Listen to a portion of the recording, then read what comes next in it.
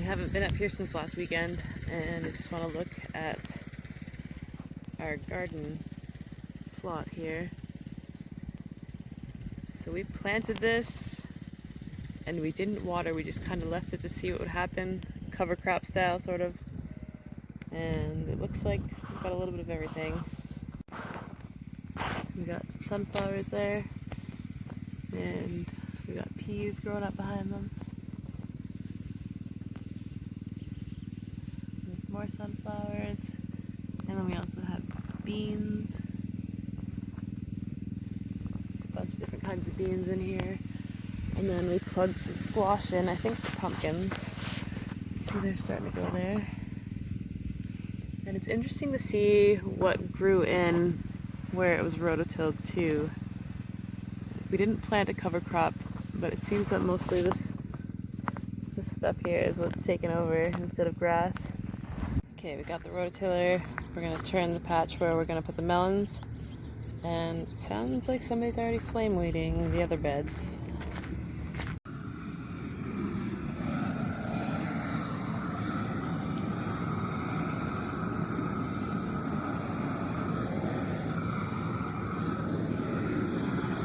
Sorry. That's okay.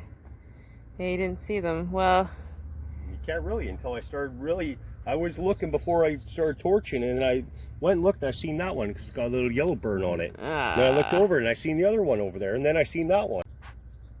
So cancel on the flame weeding. It's been several weeks. We definitely thought that all of the seeds had rotted because only one sprouted. But of course, as he started to flame weed, he noticed that these guys just sprouted. We looked, what, 2 days ago? And there was nothing? Mm-hmm. Oh, yeah. They're coming up. So we're going to wait on flame weeding the rest of the beds here.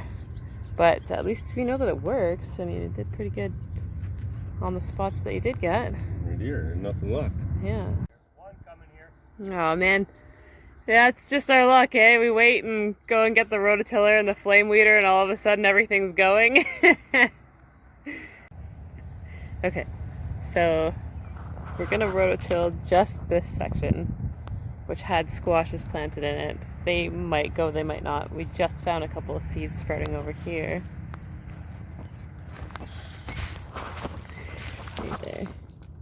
So whether they're going or not, we should have done a better job leveling this out and mixing it in. So we're gonna do that and maybe change our minds and do melons here instead, and then plant the squashes somewhere else. Uh-oh.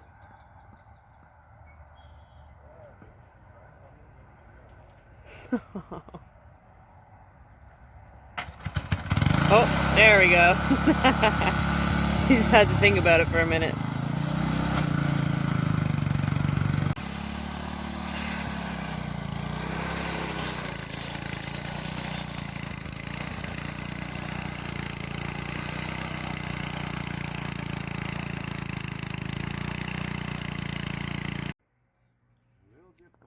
Really, I stopped recording and it stopped running.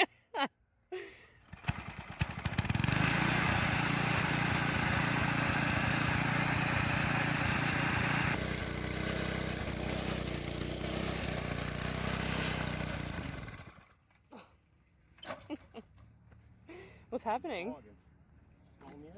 Ah, shoot.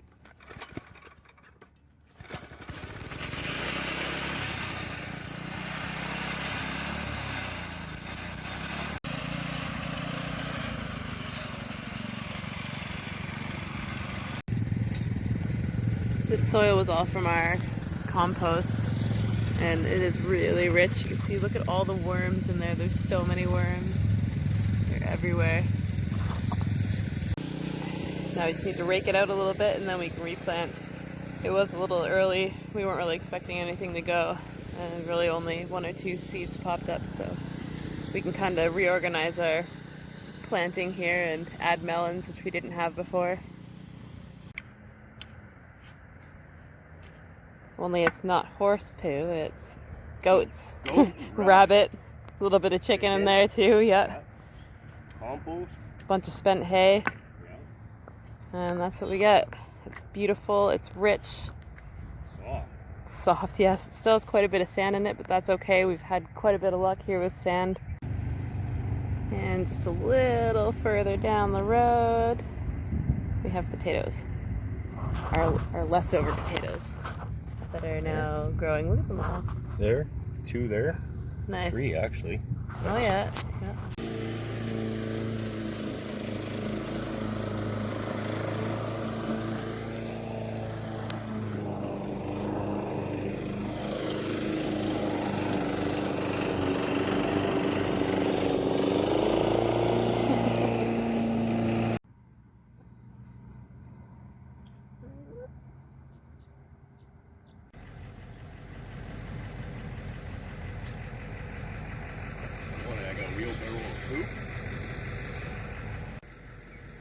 A wheelbarrow full of poop from our neighbor. Horse poop. So now we have horse, goat, chicken, and rabbit. Well, since it's decided to pour outside, we are shifting gears and we're going to do some seed starts instead. And we like to do the paper towel method. It works really good for us. So we're going to do some melons and squashes. Here you go. Yellow zucchini for you. I'm gonna wet it, and I'm gonna put some paper towel on top. I'm gonna wet each one. Okay. But we have to do this first. Okay, so we're Put gonna all mark. seeds. So you need to mark that one. Oh, thanks. Here you go. Okay. We got 3. Yeah, that's it. Well, hopefully at least one of them goes so we can get some zucchinis. You want to do an acorn squash? These Yep. There you go. Yeah, 3 in each cup should work. And then I'm going to do these, the red curry squash. I think that there's one sprout out there, but I'm going to do a couple more just to make sure we get at least a couple plants. Put some water in there. Yep. Space them out. 3. Okay. Alright, so Easier when it's wet. Drop them on. There's 3. Imagine that, eh? yeah, just enough. That's the Shell's still hard. early butternut from West Coast Seeds. We do have another kind of that golden Hubbard, the smaller Hubbards. Oops. There we go, cantaloupe. Organic cantaloupe. We got some watermelons. Let's try these ones. Oh wait, I have those special watermelons. Yeah, it's the weather. Yeah, actually I've got these watermelon seeds from my friend back east. He said they're really good watermelons. So we should try some of these magic watermelon seeds from Andy. I don't know what kind of watermelons they are, but you want to try them? Mm-hmm. Okay. Nice. Okay. Now, we want to do some cantaloupes? Well, yeah. Cucumbers? Well, we already have cucumbers, don't we? I say tomato. Oh, I was just looking at tomatoes. Okay. I have these variety packs of tomato seeds that we harvested that are simply labeled red, pink, orange, and yellow. You want to try some yellow tomatoes? Yep, I like those. Yeah, me too. 100%. And you want to do the pink ones? Yeah. Okay, we'll do those. I like those. We have lots of pink tomato seeds. Those are the bumblebee pink. They're striped, kind of larger cherry tomatoes. Okay, so kind of tuck them in, and then we're gonna give them a little tent.